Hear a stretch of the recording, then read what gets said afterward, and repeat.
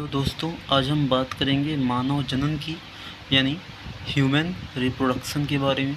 तो सबसे पहला पॉइंट ये आता है कि मानव में किस प्रकार का जन्म पाया जाता है। तो मानव में हमेशा लैंगिक जन्म पाया जाता है। और उसके बाद दूसरा पॉइंट ये आता है कि मानव कैसा प्राणी है, एक लिंगी। एक लिंगी का मतलब होता है कि जिसमें नर तथा मादा दोनों अलग अलग पाए जाते हैं। तीसरा पॉइंट ये आता है कि मानव जो होता है इसमें लैंगिक द्विरूपता पाई जाती है। इसका अर्थ यह है कि हम मानव में नर तथा मादा को बाहर से पहचान सकते हैं कि ये नर है, ये मादा है। इसके बाद मानव में याद रखिएगा आप लोग कि मानव में हमेशा लैंगिक जन्म मिलता है। इसके बाद मानव में जो नर जनन अंग का प्रमुख भाग होता है वो कहलाता है वृषण, और मादा में सबसे प्रमुख भाग कहलाता है अंडाशय। ठीक है, याद रखिएगा।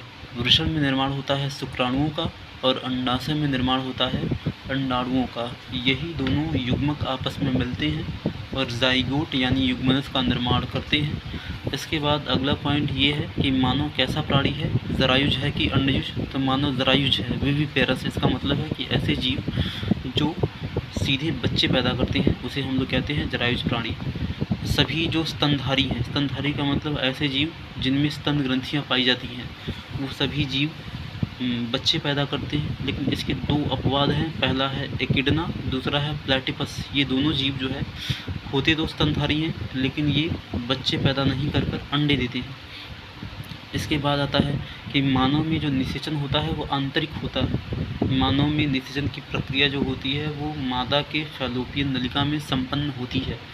फैलोपियन नलिका का मतलब एक नली होती है जो मादा जनन अंग में पाई जाती है, और ये उसी में निषेचन की प्रक्रिया पाई जाती है। इसके बाद मानव में जो यौवनारंभ है वो नर में प्रारंभ होता है 12 से 14 वर्ष की अवस्था में, और मादा में प्रारंभ होता है 10 से 12 वर्ष की अवस्था में। यानी कि नर में जो शुक्राणु का निर्माण है वो 12 से 14 वर्ष की अवस्था में शुरू होगा, और मादा में अंडाणु का निर्माण कब होगा, 10 से 12 वर्ष की अवस्था में। अब इसके बाद आता है लैंगिक जनन की कुछ घटनाएं। यानी कि लैंगिक जनन में कई सारी घटनाएं होती हैं। पहला है निषेचन पूर्व घटनाएं। इसका मतलब है कि ऐसी घटनाएं जो निषेचन से पहले होती हैं, जिसे हम लोग कहेंगे निषेचन पूर्व घटनाएं।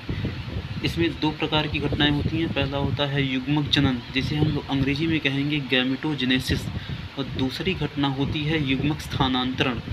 युग्मक जनन का मतलब होता है युग्मक का निर्माण होना, यानी कि शुक्राणु का निर्माण होना, अंडाणु का निर्माण होना, यही कहलाता है युग्मक जनन। और युग्मक स्थानांतरण का मतलब कि जब युग्मक जो है वो एक स्थान से दूसरे स्थान तक जाता है। इसके बाद दूसरी घटना आती है निषेचन, यानी कि इसके बाद निषेचन होगा। निषेचन का मतलब होता है कि जब नर युग्मक तथा मादा युग्मक आपस में मिलते हैं और युग्मनज का निर्माण करते हैं।